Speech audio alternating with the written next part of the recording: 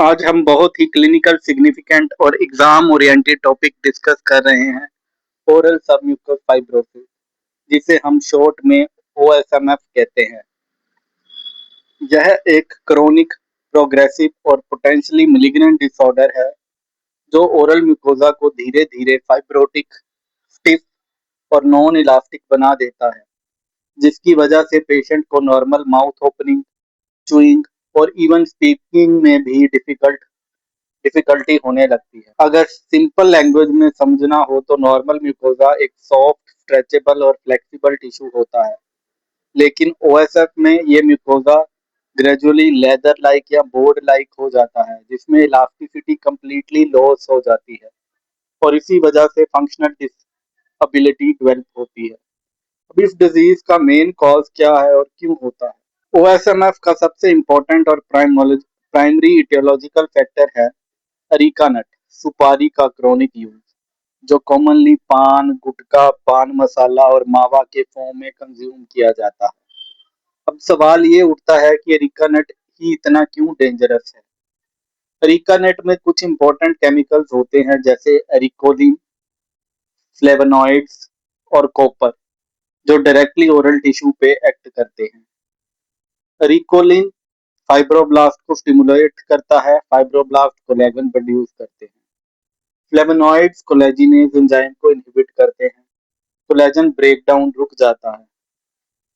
Copper लाइजाइल oxidase enzyme को activate करता है, copper fibre strong cross link हो जाते हैं। रिजल्ट क्या होता है? कोलेजन प्रोडक्शन बढ़ जाता है और कोलेजन ब्रेकडाउन कम हो जाता है, जिससे क्या होता है? Excessive fibrosis. इसी वजह से मुकोजा धीरे धीरे हार्ड और इनइलास्टिक हो जाता है। आजकल गुटखा और पान मसाला जैसे कमर्शियल पैकेज प्रोडक्ट का यूज यंग पॉपुलेशन में बहुत बढ़ गया है। ये ये प्रोडक्ट्स डेंजरस इसीलिए है क्योंकि इनमें रिका नट कंसंट्रेशन ज्यादा होता है, फ्रीक्वेंट यूज होता है, दिन भर चबाना, फाइनली पाउडर फॉर्म होता है, म्यूकोजा के कांटेक्ट में बहुत ज्यादा होता है। इसीलिए ओएसएमएफ आजकल यंग एज में रैपिडली डेवलप हो रहा है। अदर कंट्रीब्यूटिंग फैक्टर्स क्या है? डिजीज सेवेरिटी और क्यों बढ़ती है? टोबैको, ये एपिथेलियल डिस्प्लेजिया और कार्सिनोमा का रिस्क बढ़ाता है। न्यूट्रिशनल डेफिशिएंसी जैसे iron, vitamin B complex, mucosa की रिपेयर कैपेसिटी कम हो जाती है। जेनेटिक प्रीडिस्पोजिशन, एचएलए एसोसिएशन, कुछ लोग जेनेटिकली मोर ससेप्टेबल होते हैं। Autoimmune component, immune system fibroblast activity को और स्टिमुलेट करते हैं। इनिशियली ओरल म्यूकोजा में क्रोनिक इरिटेशन होता है ड्यू टू वेरिकोनेट। ये इरिटेशन इन्फ्लामेटरी रिस्पॉन्स ट्रिगर करता है। इन्फ्लामेटरी सेल्स साइटोकाइंस और ग्रोथ फैक्टर रिलीज करते हैं। अब ये साइटोकाइंस क्या करते हैं? फाइब्रोब्लास्ट प्रोलिफरेशन इंक्रीज करते हैं, कोलेजन सिंथेसिस इंक्रीज करते हैं, कोलेजन डिग्रेडेशन डिक्रीज करते हैं, और ये फाइब्रोसिस ग्रेजुअली इतना मसल्स तक एक्सटेंड हो जाता है, इसलिए माउथ ओपनिंग सिवियरली रिस्ट्रिक्ट हो जाती है।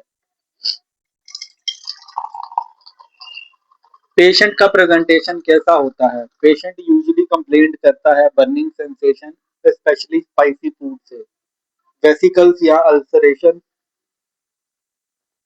Dry mouth. ये सिम्टम क्यों आते हैं? क्योंकि म्यूकोजा इन्फ्लेम्ड और हाइपर सेंसिटिव हो जाता है। म्यूकोजा पेल और मार्बल लाइक जैसा हो जाता है, स्टिफनेस डेवलप होती है। पेलर क्यों होता है? मार्बल लाइक अपीयरेंस क्यों आती है? क्योंकि फाइब्रोसिस ब्लड वेसल को कंप्रेस करती है और ब्लड सप्लाई कम हो जाती है।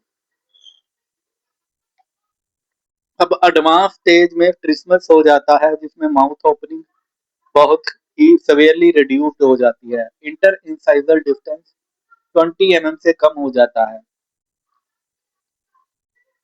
अब ट्रिस्मस क्यों होता है? फाइब्रस बैंड मसल को रिस्ट्रिक्ट कर देते हैं, स्पेशली बक्सीनेटर और टेरिगॉइड मसल को।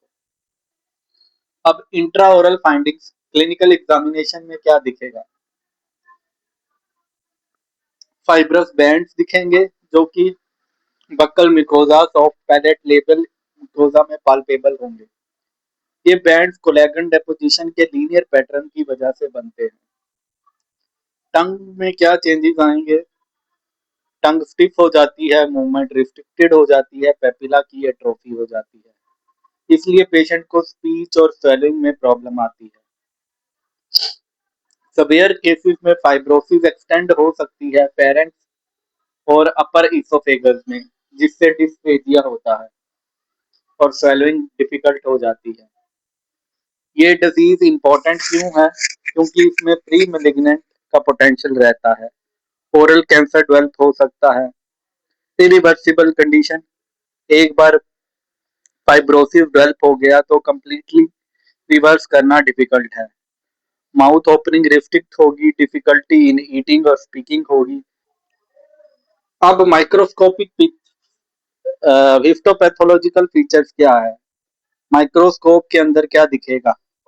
जब हम ओरल सबम्यूकस फाइब्रोसिस का बायोप्सी स्पेसिमेन माइक्रोस्कोप के नीचे देखते हैं तो सबसे प्रोमिनेंट चीज हमें जो दिखती है वो है जक्टा एपिथेलियर और सबम्यूकोजल रीजन में डेंस कोलेजन डेपोजिशन। एपिथेलियल के जस्ट नीचे और डीपर कनेक्टिव टिश्यू में highly collagenized dense avascular tissue present होता है। माइक्रोस्कोपिकली हम देखते हैं thick dense packed collagen bundles, parallel arrangement of fibres. ये क्यों होता है? जैसे पहले डिस्कस किया था, अरीका नट फाइब्रोब्लास्ट का स्टिमुलेशन इंक्रीज करता है, कोलेजन की ब्रेकडाउन को डिक्रीज करता है, जिससे जिससे क्रॉस लिंकिंग बढ़ जाती है। कोलेजन एक्सेसिव और रेजिस्टेंस हो जाता है डिग्रेडेशन के लिए। दूसरा, ब्लड सप्लाई कम हो जाती है। हिस्टोपैथोलॉजी में ब्लड वेसल्स कम और कंप्रेस्ड दिखते हैं। फाइब्रोसिस इतना ज्यादा हो जाता है कि ब्लड वेसल कंप्रेस हो जाते हैं, न्यू वेसल फॉर्मेशन भी सप्रेस हो जाती है, इसलिए मुकोजा पेल ब्लैंच्ड दिखता है। हीलिंग कैपेसिटी भी कम हो जाती है। तीसरा, क्रोनिक इन्फ्लामेटरी सेल्स दिखते हैं, जो कि lymphocytes, plasma cells. Chronic irritation जैसे एरिका नट परसिस्टेंट इन्फ्लामेशन प्रोड्यूस करता है, जो कि फाइब्रोसिस को प्रमोट करता है। उसके बाद एपिथेलियल चेंजेस, इन्फ्लामेशन, एपिथेलियल का डीजनरेशन होता है, जिससे सब एपिथेलियल वेसिकल्स दिखते हैं, जो जो कि इन्फ्लामेशन करके एपिथेलियल डीजनरेशन होता है और फ्लूइड एक्युमुलेशन होता है। एडवांस लीजन में हाइपर केराटोसिस, एपिथेलियल थिन हो जाती है, epithelial atrophy, keratin layer thick हो जाती है। ये कॉम्बिनेशन इंटरेस्टिंग है, एक तरफ केराटिन थिक है पर एपिथेलियम ओवरऑल थिन है। Why atrophy? क्योंकि ब्लड सप्लाई कम हो जाती है और न्यूट्रिशनल डेफिशिएंसी हो जाती है। अब ट्रीटमेंट कैसे मैनेज करें? ओरल सबम्यूकोसिस फाइब्रोसिस कंप्लीटली रिवर्सिबल नहीं है, सिर्फ प्रोग्रेशन स्लो की जा सकती है और फंक्शन इंप्रूव किया जा सकता है। सबसे पहले तो हैबिट सीजेशन, गुटखा, पान, मसाला सब बंद करो। इससे अगर स्टिमुलस ही रिमूव नहीं करोगे तो फाइब्रोसिस कंटिन्यू रहेगा। उसके बाद इंट्रालीजनल कोर्टिकोस्टेरॉइड्स, ट्राइएमिनिसिलोन दिया जाता है, जो कि इन्फ्लामेशन को कम करता है। इन्फ्लामेशन साइटोकाइन्स को सप्रेस करता है, फाइब्रोसिस प्रोग्रेशन स्लो हो जाता है। हाइयालुरोनिडेज इंजेक्शन दिए जाते हैं, जो कि ग्राउंड सब्सटेंस को ब्रेक डाउन करते हैं, फाइब्रस टिश्यू को सोफन करते हैं, माउथ ओपनिंग इंप्रूव होती है। एंटीऑक्सीडेंट जैसे लाइकोपीन, फ्री रेडिकल्स दिए जाते हैं। क्यों?